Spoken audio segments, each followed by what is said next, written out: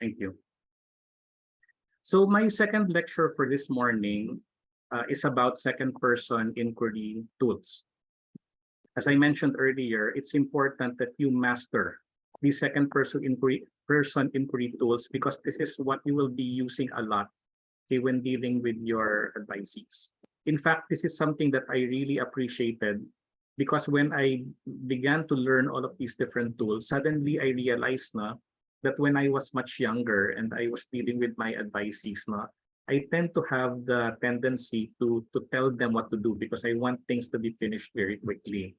But I realized later on that it should not be the default mode, okay, especially when we're dealing with action research. So let me just say that when we talk about action research, it involves what we call collaborative inquiry. And this could actually result to what we know as collaborative learning.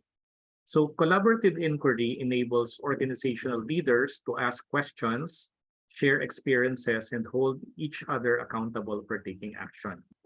While collaborative learning, okay, which is a result of collaborative inquiry, reduces hierarchy and creates the conditions for everyone to openly share their questions, reframing their thinking about underlying problems in order to propose maybe innovative solutions.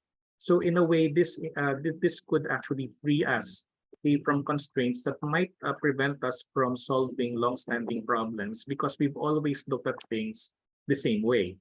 Okay, and if the problems persist, it means that the old ways of doing things does not work. And therefore, we need new ways, okay, to try to solve long-standing problems. So this is where second practice comes in, which involves working with others while inquiring into issues of mutual concern. Okay, it should be important to all of us through face-to-face dialogue, conversation, and joint action. Now, when we engage in second-person work, we need to, number one, build relationships with others. Number two, have a range of ways of interacting with others so that collaborative inquiry and joint action can take place. This is what Dr. Sariel was mentioning earlier, because things can be complicated and messy. It's important that we also have some kind of a structure in the way that we do our inquiry so that it will not be messy, hindi bara-bara. There is also a system and some kind of rigor that we can put into place so that the action research process is still, in a way, could be systematic. Okay, rigor can still be ensured.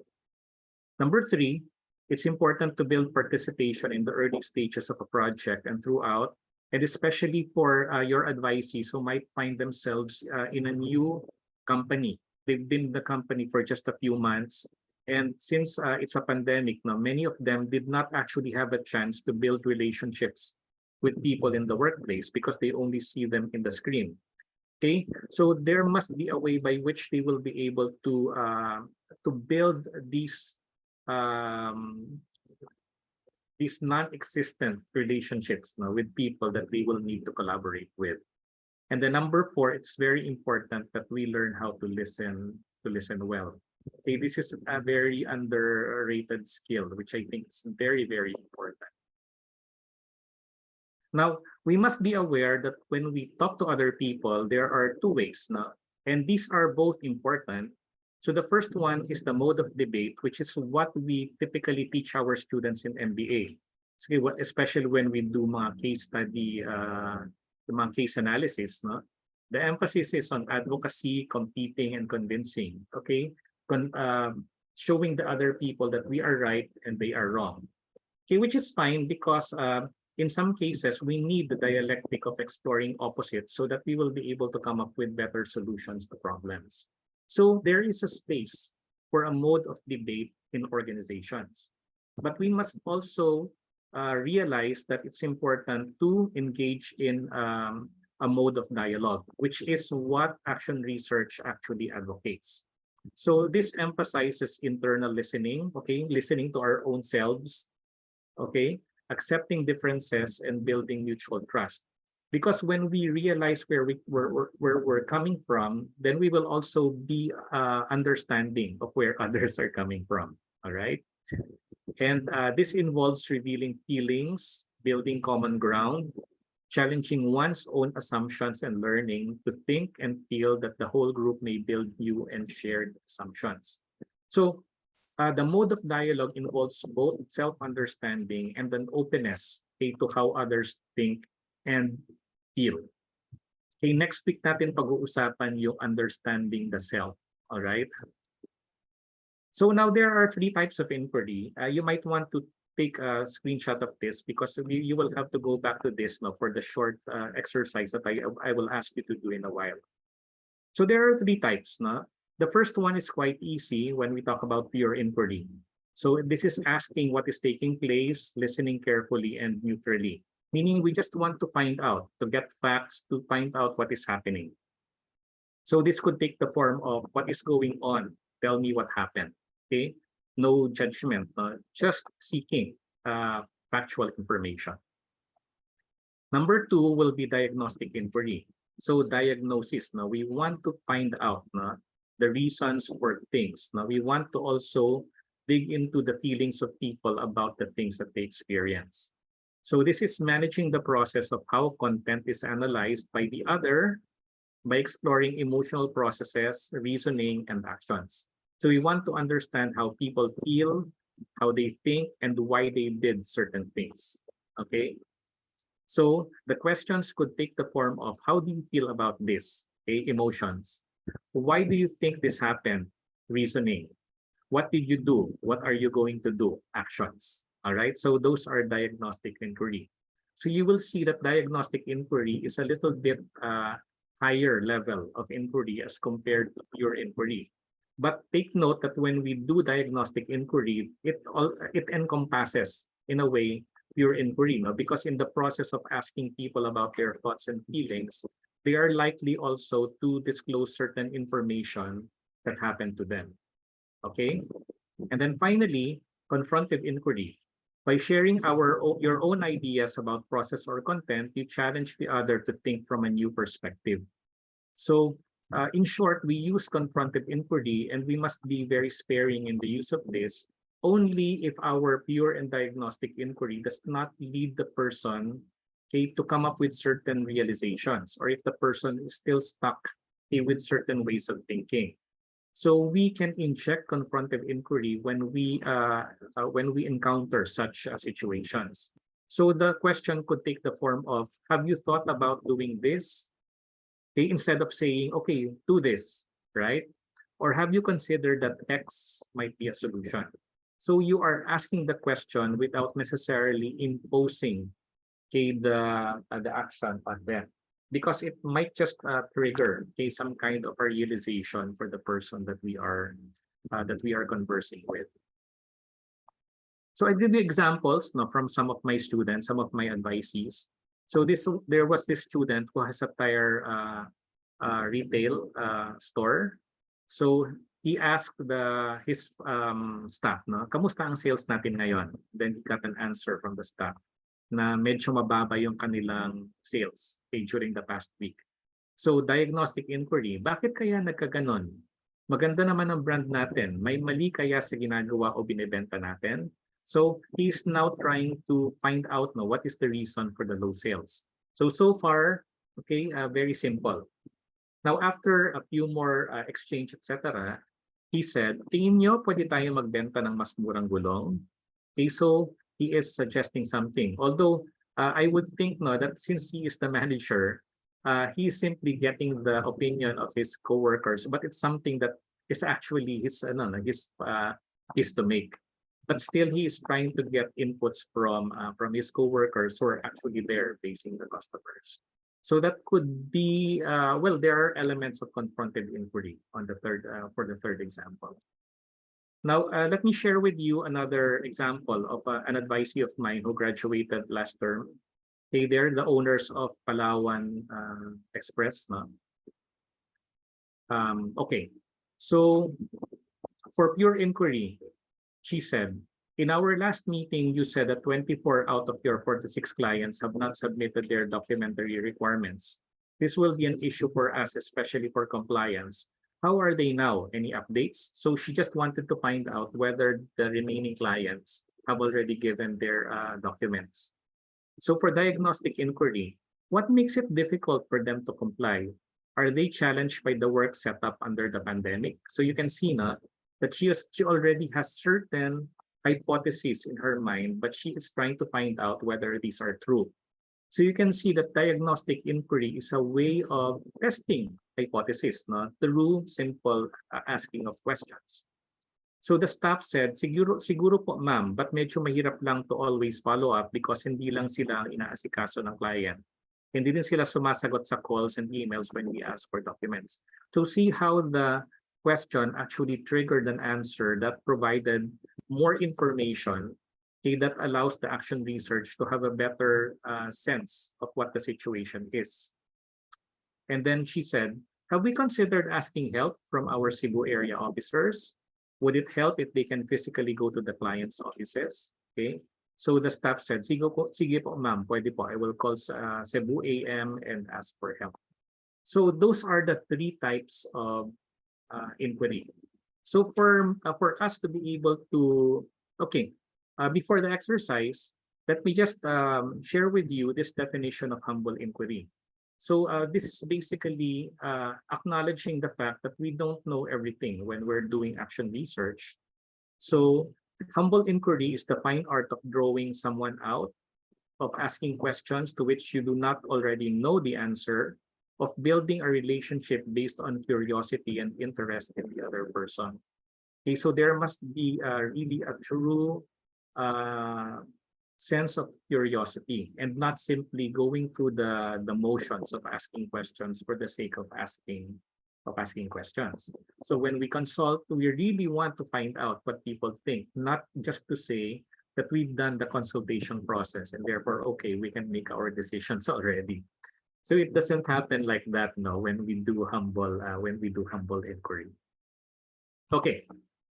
So this is what we'll do. I'd like you to take a piece of paper or maybe open your laptop, a sheet in your laptop, and then write, do 3 columns. So pure inquiry, diagnostic inquiry, and confrontive inquiry.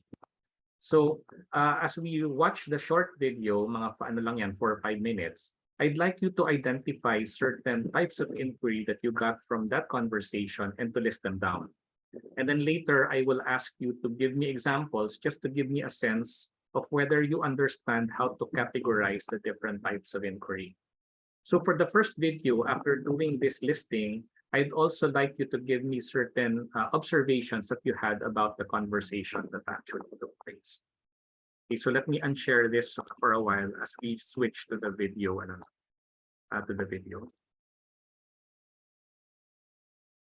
Okay, so get ready with your pieces of paper and with your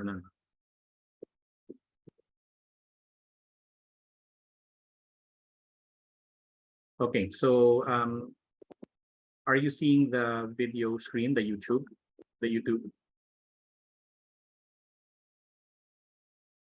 Thumbs up, please. So before I play it. Okay, so let's play it. Listen carefully and write down your answers in your piece of paper. This is the maximum volume na.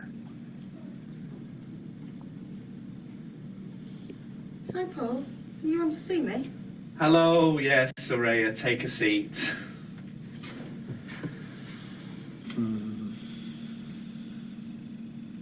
Any idea why I've invited you here today? To give me a pay rise? No, it's not, I'm afraid. Oh, okay. Just to discuss your absence yesterday. All right. What was the reason for that? Well, it was dependency leave. You see, my son's been... Dependency leave, right. Yeah, well, when I rang in yesterday, I explained to your colleague that... Yes, I got the message, yes. So now, dependency leave, it's been 4 occasions in the last 6 months and 2 in the last 3. Well, I'm not that concerned. There's other people who have a lot more dependency leave than me and they get away with it. Yeah, well, we're not here to talk about other people, are we? We're here to discuss you and your occasions. But you don't even know what it's for. It was for dependency leave. We've already discussed that. But you don't even know why I asked for it. Well, it doesn't matter the reason why you asked for it. It was dependency leave, which is unpaid, and it's classed as an occasion, an absence occasion. Something now that there's been 4 of in the last 6 months. I think you're just making a big deal out of this, Paul. I don't think I am, Soraya, and I wouldn't be doing my job properly if I didn't. It clearly says in our policy that we need to monitor and record all absences. So show me a copy of this policy then. I don't think I really need to have a copy of the policy, do I? It should be something that you're able to read at any time, and it's on the internet, so really, you should be making yourself more familiar with it. I can't believe that you're treating me like this and you've just got no idea what I'm going through at home. Soraya, it's my job to get you to come in here every day and do your job 9 till 5. Now, if I'm not able to do that, we have these policies in place to protect the company and us from these type of instances. But it sounds like you're threatening me. I'm not doing that at all. We just can't withstand these occasions any further. So what does that mean? Well, it means that if there are any further occasions, we will have to invite you to a disciplinary hearing. Is a joke, an absolute joke, Paul. I mean, what if I was to get a call this afternoon from an emergency at home and I had to go? I will leave that choice up to you. However, I have set my stall out now. We do know that there is another occasion. And really, Soraya, you shouldn't be having your phone on while you're at work, should you? Oh, Paul, come on, you know what I mean. Soraya, I think I'm being very fair in talking to you about this first. I could have easily just invited you into a hearing straight away. You're not being fair at all, Paul. This is really, really upsetting me. I just wanted to come back to work today and just take my mind off it, and now I've got this hanging over me. I don't think we need to be going that far just yet, do we? Okay, so what if I'd have booked emergency leave? It's not something I like doing, and it does depend on how many people I've got in during that day. Plus, I really should be asking for 48 hours notice. You're just not being flexible here, Paul. Well, this is a company that doesn't offer flexi time, Soraya, I'm afraid, and, well, there's very little I can do to help you. I'm going to put in a complaint about this. I feel like I'm being bullied. Well, I think you're overreacting a little bit there, don't you? I don't think I am. You haven't got a clue what's going on at home. You've no idea. I'm just trying to do my job. Sounds like you're trying to get rid of me. I don't think that at all. However, if you do get a warning, it might be something that you need to start thinking about, whether or not you can commit to this role or not. If I get a warning, I tell you now, I'm going to appeal. That's fine. However, I would try not to. I mean, he's not very likely to appeal them, because it is pretty clear-cut, this. But I'm going to go to the union. Well, that's fine. You do that. However, do it in your own time. Oh, and Soraya, just before you go, make sure that you print out a copy of the policy before next time. Thank you.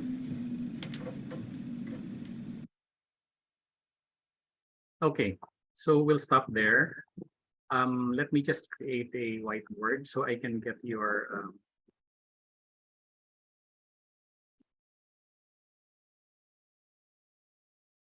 all right. So let's create 3 columns now: viewer inquiry,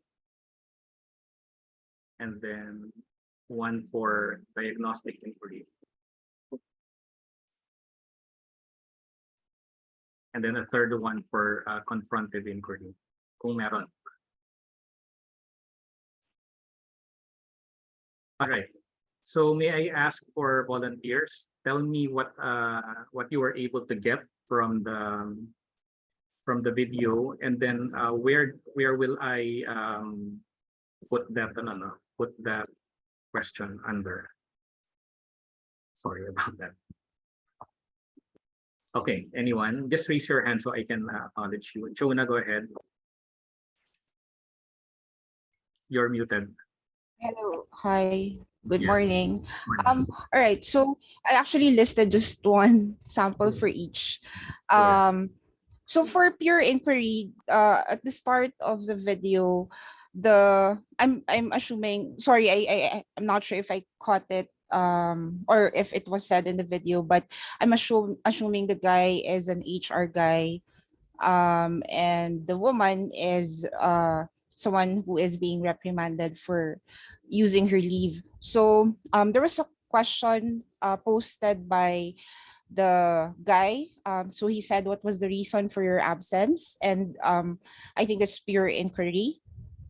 And then there was, during the conversation at the start, there was a question on any idea on something. I wasn't able to catch it. I think that line of questioning is a diagnostic inquiry. And then the confrontive inquiry, I well, with the way the question was posted, it was coming from the woman, but I feel that it was asked in a manner of confrontive inquiry. So she kept on thinking of situations when she would need, the leave. So questions like, what if I have an emergency? And I think that's confrontive inquiry. Thank you. Okay. Thank you for your answers, Jonah. No, the first two are okay. Yung last question, what if I filed an emergency leave, probably is not confrontive, in the sense that it's not meant for the other person to, well, pwede rin, no? So you're making the HR person think that, okay, maybe this is something that can be considered so that I will not get penalized. Okay. But it also has an element of pure inquiry, because she wants to find out whether this is an acceptable pay option for her. But sometimes there are questions that can fall under several categories. No? So in this case, it is confrontive inquiry, but also as an element of pure inquiry. So thanks, Jonah, for that. Sorry, I went back to the definitions that were shared earlier, and I thought that it was actually challenging the other person to think from a new perspective. Yes, So asking, what if I have an emergency, correct. sort of, trying to put the HR person in her situation. Yes, correct. I agree. I agree with you. So in that sense, it is confrontive inquiry. But I'm just saying that even if it is confrontive inquiry, it has an element of pure inquiry there. So there are two objectives for asking that question. Thank you very much, Jonah. Is there Thank anybody you. who would like to share his or her answers?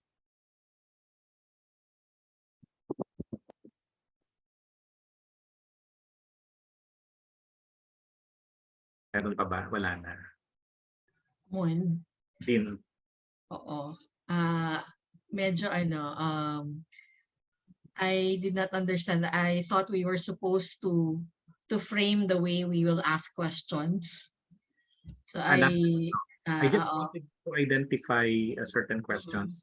But Yeah. there is also a question earlier where I would like you to also give your observations about what. Right. Like, for example, sa pure inquiry, like instead of yun nga sabi ni Jonah na the tone of the voice is parang doubting and at the same time accusing, di ba? yung the tone of the voice ng manager.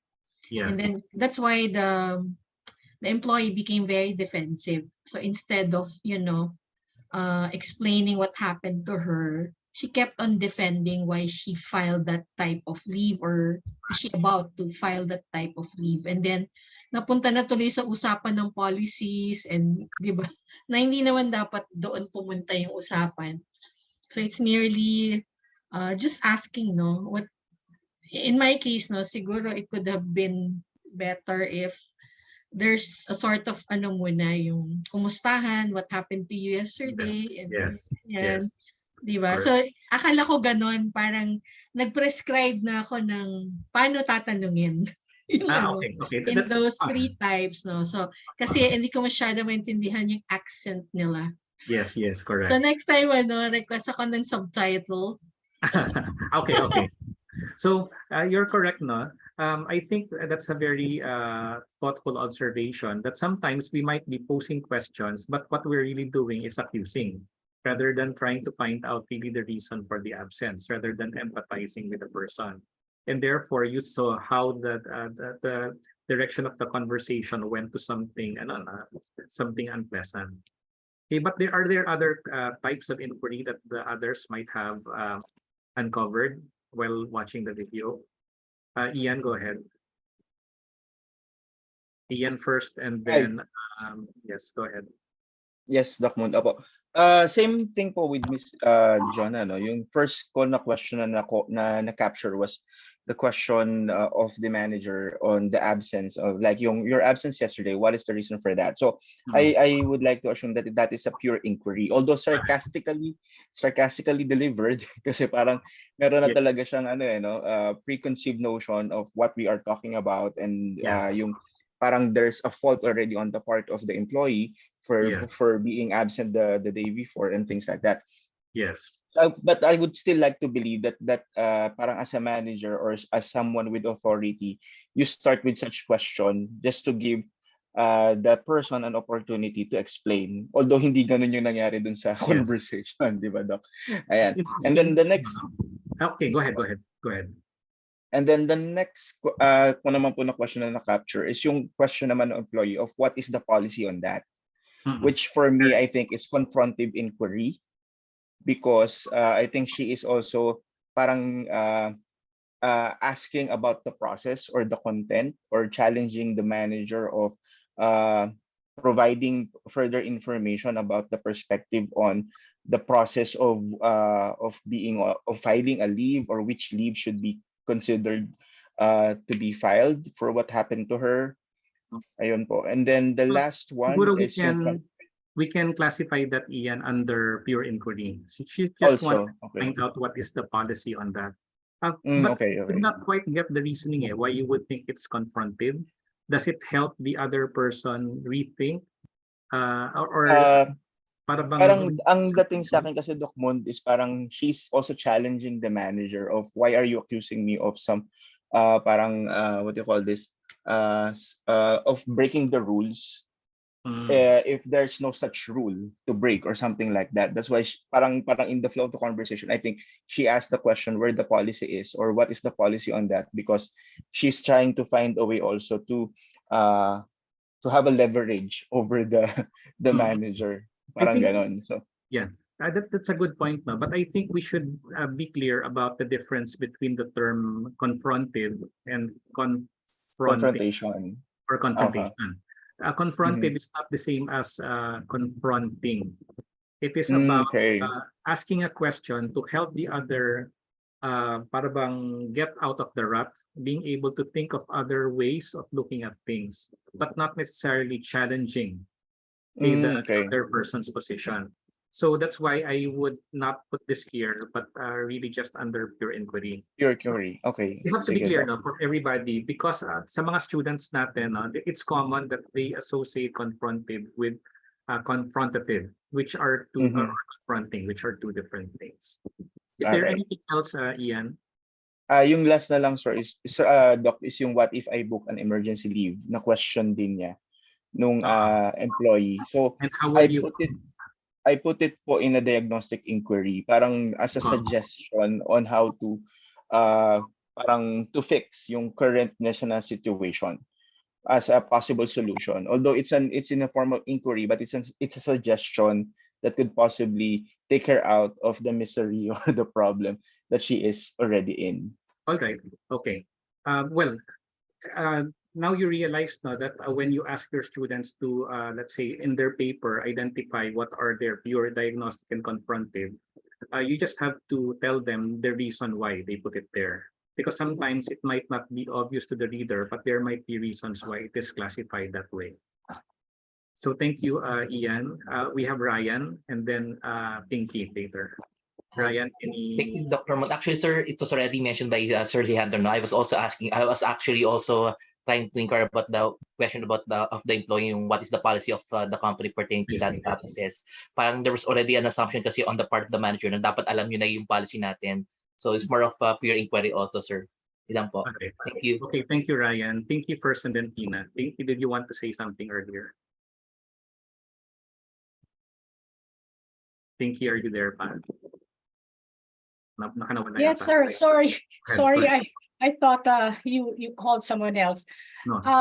The word disciplinary hearing was mentioned, Mm, but I did not catch it because they're like chewing their words. yes. But as I was going through I was watching the video, I could, what I was feeling actually was, it was a judgment meeting already. Yes. There was a preconceived judgment already of what this employee did, that in any way she would ask the question, that it's been already been put there that, well, Yes. this is you, period. Yes. So if you want, and I don't know where the disciplinary hearing went in. Yes. If but that came into some sort of a suggestion when I think when the disciplinary the policies, after the policies, that it was questioned, well, what's the policy, can you give me the copy of the policy? And this manager was saying that you should know this policy already, right? But there Yes. was no way that this conversation could have been won by the employee, because it's just a judgment. That's it. That's who you are, period. If you want to fight it out, right? And it's like, and then the nerve of this manager to even say, thank you at the end. Yes. You know, Sarcastic nga eh. very sarcastic.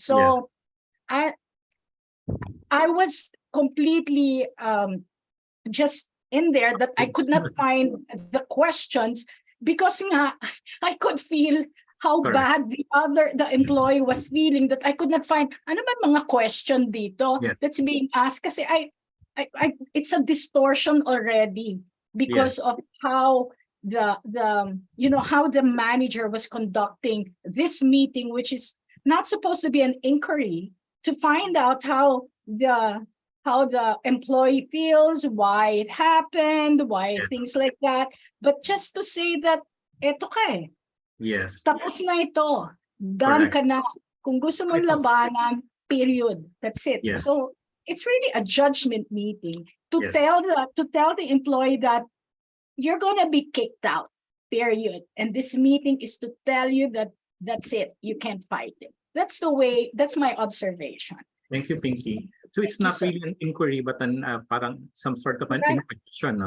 So Right, you realize that if there is no true spirit of inquiry, of humble inquiry, then things will go this direction. So the person did not really intend to ask or understand, but to accuse.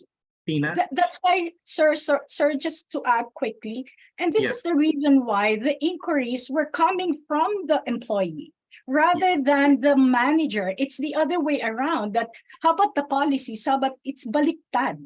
Yes, yes. Thank you, Correct. sir. Thank you, Pinky. Tina? I agree po, Dr. Mon, with ma'am. It's actually a decision already made, informing the employee to simply come here, and this is what I intend to do. So the pure inquiry was also stated a while ago, that he asked, do you know the reason why I called you in regarding your absence yesterday? Hmm. And then another pure inquiry is when the employee was asking, can I file for an emergency leave? But on the diagnostic inquiry, on the other hand, is the manager made mention that she already had 4 cases of absences and using dependency leave as a form of the application for the absence.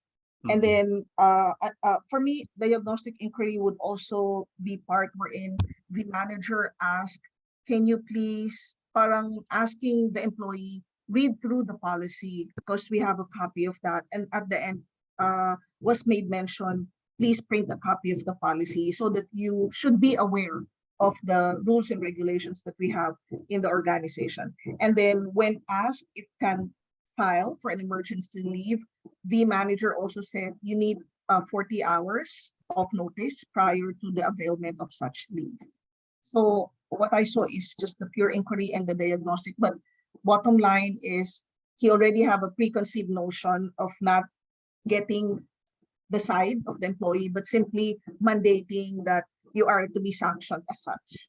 All Yun lang right. po, Dr. Mon. Thank you, Thank you. Tina. So last from Junep, because I have another video to show. Junep, Yeah, sorry. Just want to add on yes. to the to the to the fun of listening what's happening.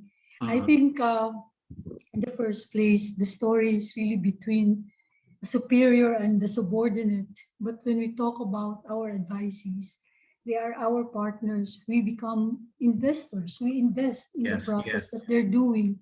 So we really want them to succeed. That's why we go all the process of asking why is this happening? What do you suggest we should do? Because we are invested in the process. We are not superiors.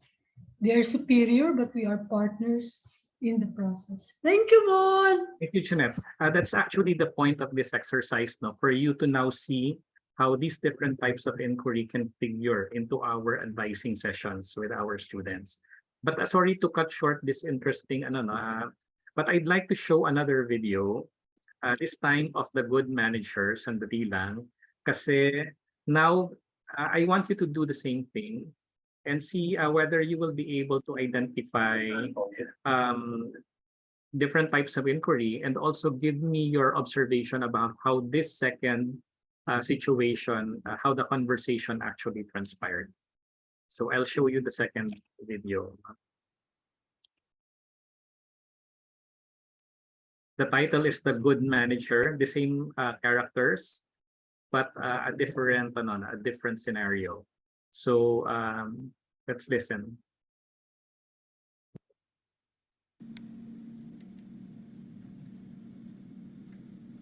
Hi, Paul. You wanted to see me? Hi, Sir Ray, yes. Is now a good time for you? Yeah, it is, yeah. Okay, come on in. Let me just move this chair over here. Okay, come and have a seat. Thank you. So it's nice to have you back. How was everything? It's nice to be back, Paul. Sorry that I called in yesterday. It's all right, Sir Ray. I got your message. I just want to make sure that everything's all right. Yeah, I'm fine. I'm just having trouble with my son at the minute. He's autistic, you see. I'm sorry to hear that. Now, I know you haven't been on my team for a long time, but I know during our catch-ups you mentioned that you don't really have the support that you need at home. That's right. I'm a single parent and I've only got my mum, and she just recently retired and she's really struggling to cope with him. I understand, Sir Ray. Now, the last thing that I want is for you to be in work and be worrying about things going on at home. Are you sure that you're all right to be in today? Yeah, I'm fine. Work's just a distraction that I need, to be honest. Okay, Sir Ray, what I need to do is just discuss the dependency leave with you. Is that something that you're all right discussing and going through now? Yeah, that's fine. Okay, just let me know if there's anything that you don't understand, because last thing that I want is you worrying about anything that's going on here as well. Yeah, it's something that I've noticed other people in the department use dependency leave, but I wasn't really that sure of the procedure, to be honest. Okay, well, dependency leave is something that we have in place as a kind of emergency leave for when you need time with your dependents, like yesterday when you had it for your son. What we need to do as managers is just monitor the number of occasions and then just invite you just to have a review and a bit of a chat and discuss kind of what options we can have in place, really. Is that okay? Yeah, that's fine. By no means is this any disciplinary hearing. I'm not telling you off. All I want to do is just discuss the reasons so I can understand and we can get some options out to try and help you for the future. Is that okay? Yeah, that's fine. Thanks, Paul. So we've obviously discussed already the reasons why you needed dependency leave yesterday. What I want to do now is just to take some notes, if that's all right. What's that for then? It's just, for example, if you change manager, it's just so we have some details in your personal file so you don't have to re-explain to anybody else about the situation. Of course, if you're uncomfortable about it, it's not something that we have to do. Oh, no, that's okay, because to be honest, I don't really like talking about it a lot anyway. Okay, so can we just go through the reasons why you requested dependency leave for yesterday then? Yeah, well, it's because of my son's condition, you see. He has good days and he has bad days. Getting him to school is the problem. Just getting him on the bus, sometimes he needs restraining. And as you mentioned, that you don't really have the support at home really that you need to help. No, you see, my mum's in her late 60s now, and my son's a teenager and he's far too strong for her. Getting him to school's a problem, picking him up's not so much of a problem for her then. Okay, Saraya, thanks for that. I can see a good picture of the reasons why you needed to request yesterday. I was just having a look through your file and I can just see that you have requested dependency and leave in the past, is that correct? Yeah, I've had no choice but to request it in the past. Okay, and is it all for the same reasons, all to do with your son, is it? Yeah, it's everything to do with my son. Okay. Now, at the school, can I just ask, is it a safe environment for him? Is it everything all right there? Oh yeah, it's a specialist school and the staff and teachers are trained. But the problem is, again, that sometimes if they ring me during the day to go and pick him up, because of the mobile phone policy, I can't have my phone on and I've missed them calling. Okay, Saraya, well, I think there's a couple of options that I can talk to you about today. Now, the reason why we just need to discuss options is just because that you've now had 6 occasions over the last 6 months. Is this something I need to be worrying about? Well, what I will say is because we've discussed your reasons today and because we're going to offer you some options, I don't think that there's going to be a need for dependency leave again. What we will do is then, going forward, we'll just review it in your one-to-one. Okay, great, thank you. Okay, what I've done is I've just printed off a copy of the policy for you, the dependency leave policy, just for you to have a read, and it's just something to be mindful for in the future. I know, obviously, as a company that we do unfortunately have to class as an absence, and we just need to keep an eye on it and cap any absences over there, okay? Just have a read of it, and if you've got any questions about it, just give me a shout. Okay, I All will. right. Okay, so you currently work 9 till 5, is that right? Yeah, that's right.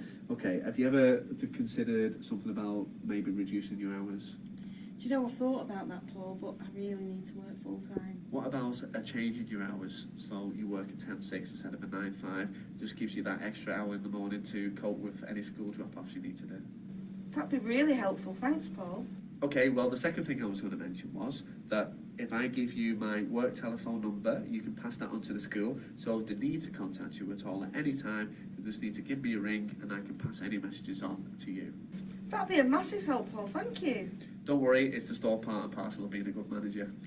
And I thought you wanted to get rid of me. Now, there's no need to be thinking about that, especially when we can find a solution together. I know how committed you are to this job, and I just want to try and be as flexible as I can. So, what happens next? What I'll do is, I'll look into trying and sort your hours out for you, and I'll send you an email with the details of my mobile number so you can pass it on to the school. Paul, that's a big help, thank you so much. Okay, all you need to do now is just have a read of that policy. Any questions, come and grab me, okay? I know I seem busy, but honestly, if you want to talk about anything at any time, just knock on and we can sort it out. Thank you, Paul. Okay, Bye. take care.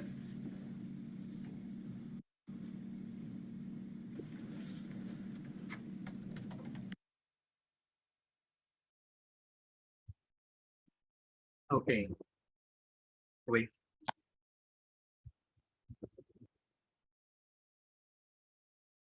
Okay. So see how the conversation actually took a different turn. So can we just see what are some of the questions that you were able to identify? So we'll just have a few people sharing with them. I might not necessarily write them down. So anybody who would like to share what questions they were able to get from that conversation.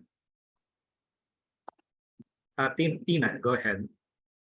Dr. Mood, in that conversation, the manager was open to hear out the side of the employee. And from there, he made mention that he wanted to confer first so that he could find a solution to address the concern.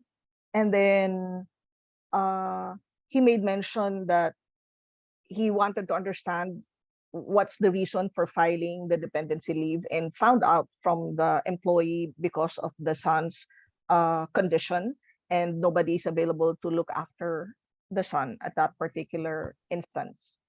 Yes. So it's pure inquiry and diagnostic from the end of the HR.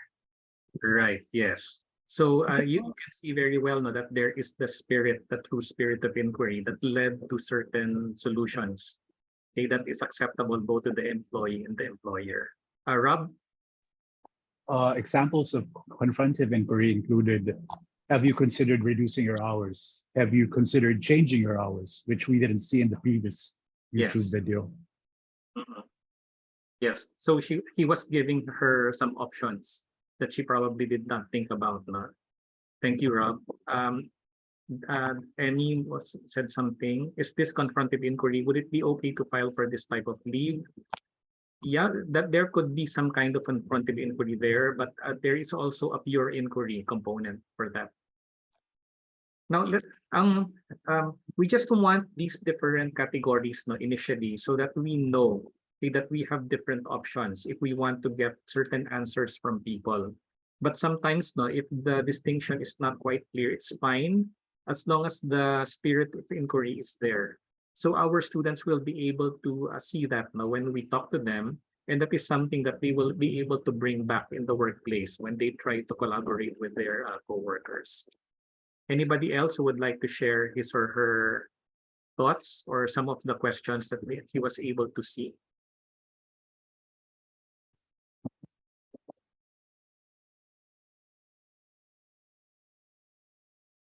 Wala na. So I guess na, the important thing here is that we must understand what these different types of inquiry are. And secondly, we must be able to utilize these different types of inquiry when we do our advising so that our students will be able to also use it when they begin to collaborate with their coworkers. Okay, so thank you for that. Now, let me proceed to the last presentation that I prepared, which is about the different. Let me just close my other windows so that it's not cluttered. Sorry. Okay. So this is the second one. Sorry, I'm just seeing it. Okay.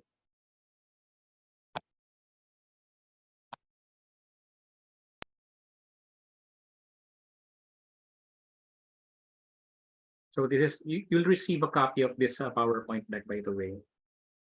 So in my class, and I don't know whether you would like your students to also try this out. I asked them to do some kind of a role play, okay, where I give them a situation, okay, that they've been through before, a situation where things did not actually happen quite well. And then they think about it. They reflect upon, okay, what happened? Why did things turn a bad direction? So they reflect. And then this is where Dr. Sariel's comment comes in earlier. No? Now that they've reflected on that bad conversation that happened between him and his coworkers or and the boss, how could the situation resulted if there was a true spirit of inquiry? So you might also want to use this as an example no, for your advisees to reflect upon a past conversation and then rethink about how the conversation can actually happen if they knew how to ask questions rather than imposing their views or trying to fight the other person. Okay. So implications for us as our advisors, we must recognize that our advisees know their organizations better than we do and are the experts in their respective fields. So as advisors, we must learn how to use the different types of inquiry when conversing with our advisees. Number 3, let us utilize pure and diagnostic inquiry as much as possible and use confrontive inquiry only as a last resort. And then number 4, actively listen to what our advisees say and draw out from them their unspoken beliefs and assumptions. So I would like to end this particular presentation by talking about active listening. So active listening involves temporarily setting aside our own ideas and concerns while listening to the other person, okay, which is what the HR manager showed in the second video that I showed you. Number 2, removing distractions so that one can observe both verbal and nonverbal cues. So when we listen, we're not only listening for the words, we're also listening by taking a look at, let's say, the gestures or how the person actually looks like, etc. And then clarifying points raised by the person speaking, preserving one's judgment, and discerning the true meaning of the other person's words. So let me end by showing you these 2 quotes. So when you talk, you are only repeating what you already know, but if you listen, you may learn something new. And then change happens by listening and then starting a dialogue with the people who are doing something you don't believe is right. So sometimes this is going to be very difficult, especially when we're dealing with politics within the office. But sometimes we have to restrain ourselves. Okay, let's actively listen, and then let's try our best to put ourselves in the shoes of the other person, especially if we believe na that the person has good intentions. Sometimes maybe we're just not clear about where the other person is coming from. So that ends my second presentation.